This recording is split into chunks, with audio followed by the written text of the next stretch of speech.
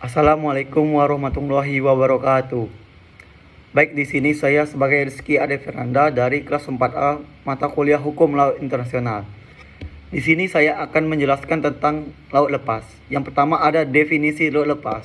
Menurut pasal 86 UNCLOS, laut lepas adalah semua bagian laut yang tidak termasuk dalam zona ekonomi eksklusif atau Z, laut teritorial, perairan kepulauan atau perairan internal suatu negara. Ini adalah area yang di luar yurisdiksi nasional. Yang kedua ada kebebasan laut lepas. Menurut pasal 87 menyatakan bahwa kebebasan di laut lepas termasuk kebebasan navigasi, terbang di atasnya, memasang kabel dan pipa di bawah laut, membangun pulau buatan dan instalasi lainnya yang diizinkan berdasarkan hukum internasional, kebebasan penangkapan ikan, dan kebebasan penelitian ilmiah. Yurisdiksi di laut lepas. Menurut pasal 89, tidak ada negara yang dapat secara sah mengklaim bagian manapun dari laut lepas sebagai wilayahnya. Yang berikutnya adalah penegakan hukum di laut lepas. Menurut pasal 92 UNCLOS, kapal di laut lepas tunduk pada yurisdiksi negara bendera yang memiliki eksklusif yurisdiksi dan kontrol atas kapal yang terdaftar di bawah benderanya. Yang berikutnya adalah pengelolaan sumber daya dan perlindungan lingkungan pelestarian sumber daya hayati laut lepas. Menurut pasal 117, setiap negara memiliki kewajiban untuk mengambil tindakan yang diperlukan untuk melestarikan sumber daya hayati laut lepas.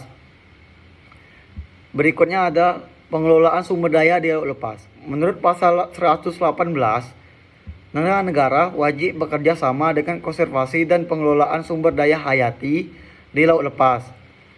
Berikutnya ada penangkapan ikan di laut lepas. Menurut pasal 119 UNCLOS, tindakan pengelolaan perikanan harus didasarkan pada data ilmiah yang terbaik dan harus memastikan pemeliharaan populasi spesies yang dieksploitasi pada tingkat yang dapat dipertahankan.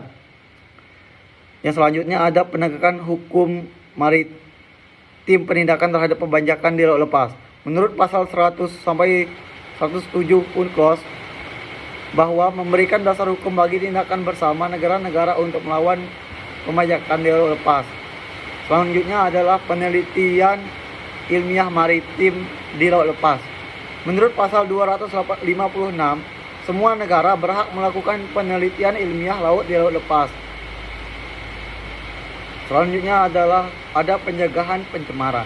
Menurut pasal 211 UNCLOS, negara-negara bertanggung jawab untuk mencegah, mengurangi, dan mengendalikan pencemaran lingkungan laut dari kegiatan di laut lepas.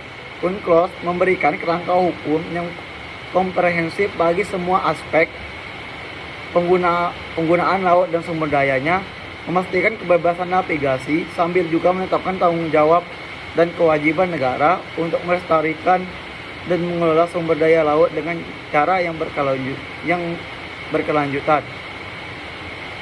Baik, di sini juga saya akan menjawab pertanyaan dari Bapak, yang dimana pertanyaan tersebut adalah apakah penangkapan yang dilakukan oleh TNI Angkatan Laut di laut lepas ini terjadi, apakah sah menurut hukum internasional?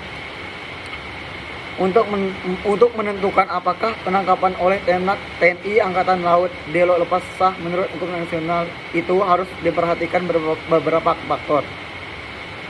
Yang pertama ada apakah kapal yang ditangkap terlibat dalam aktivitas yang diizinkan untuk intervensi internasional, misalnya pembajakan, perdagangan narkoba, atau perbudakan.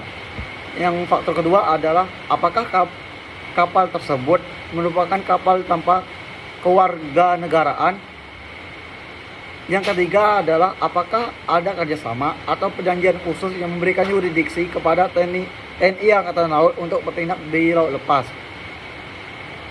Nah, jika penangkapan yang dilakukan oleh TNI Angkatan Laut tersebut dilakukan tanpa dasar hukum yang diakui oleh UNCLOS atau tanpa adanya perjanjian bilateral atau multilateral yang relevan, maka tindakan tersebut bisa dianggap melanggar hukum internasional. Sebaliknya, jika TNI Angkatan Laut tersebut bertindak berdasarkan salah satu dari kondisi yang diizinkan oleh UNCLOS, maka penangkapan tersebut bisa dianggap sah. Nah, mungkin hanya itu yang bisa saya sampaikan dari tugas yang diberikan Bapak. Saya akhiri. Wassalamualaikum warahmatullahi wabarakatuh.